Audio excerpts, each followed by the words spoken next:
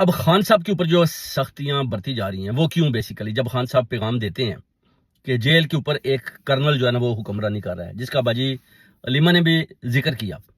کیونکہ وہ کہتے ہیں کہ خان صاحب کو پیغام دیا گیا کہ جناب آپ 2 سال خاموش ہو جائیں۔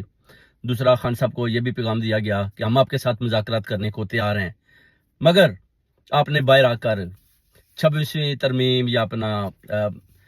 چیف آف آرمی سٹاف کی مدت ملازمت پر یا کسی بھی پارٹی کے کسی لیڈر کے اوپر یا آپ کہہ لیں کہ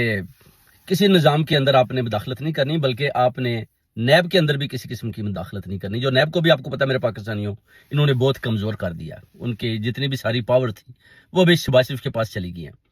تو جب اس طرح کی باتیں ہوتی ہیں تو پھر خان صاحب دیکھتے ہیں کہ میں نے اگر باہر آ جاتا ہوں تو میرے پاس تو کوئی، یہ کہتے ہیں پنجاب میں بھی مداخلت نہ کریں، بلوچستان میں بھی نہ کریں، سندھ میں بھی نہ کریں، صرف خیبر پختونخوا میں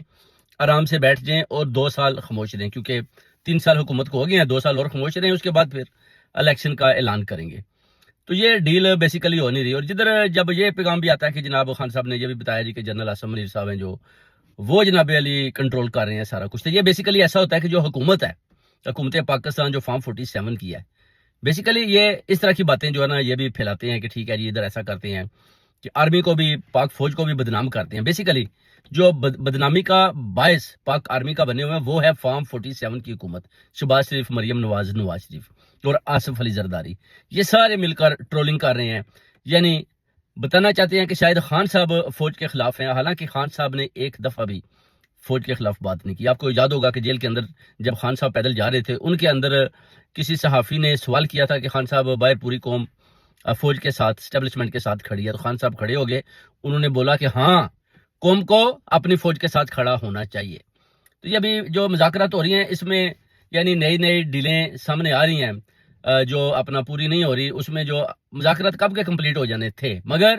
اس میں جو مریم نواز اور شہباز شریف یہ جو ٹانگیں اڑا رہے ہیں نا بار بار کہ جناب اگر خان صاحب باہر آ گئے تو ہماری حکومت جاتی رہے گی، یعنی یہ آپ کہہ لیں کہ یہ پاؤں پڑے ہوئے ہیں کہ خدا کے لیے نا ہمیں بچا لیں، خان صاحب کو آپ اندر ہی رکھیں، خان صاحب اندر رہیں گے تو ہم بچے رہیں گے، اگر ایک دفعہ یہ شیر پنجرے سے باہر آ گیا تو پھر آپ سب کی خیر نہیں ہے۔ تو آپ کو اتنا تو پتہ ہے پاکستان میں جب آپ شیر کا ڈور کھولتے ہو تو پھر یہ ڈر تو ہوتا ہے کہ یہ نکلے گا تو اب کس کو کھا جائے گا، کہ خان صاحب بھی اب عمران خان صاحب بھی وہ عمران خان نہیں رہے جو بھائی پہلے 2018 میں جب جیت کر آئے تھے اور 3 سال یہ بڑے آرام سے اپنا ملک اپنا پاکستان کے لیے خدمت کرتے رہے، بلکہ ابھی خان صاحب کے اندر بھی جو جذبہ ہے نا ان کے اندر سب کے ساتھ جنگ کرنے کا وہ اور طرح کا ہے۔ وہ کہتے ہیں ایک دفعہ میں نکل ہوں پھر آپ دیکھیں گے کہ یہ جناب یہ دور دور تک بارڈروں تک بھی آپ کا ان کا دھواں بھی نہیں دکھائی دے گا۔ یہ نواز شریف کیا، یہ آصف علی زرداری بھی اگر بچا رہا اتنی دیر تک تو آپ کو میں بتا دوں کہ خان باہر تو یہ بھی باہر ملک سے باہر بھاگ جائیں گے۔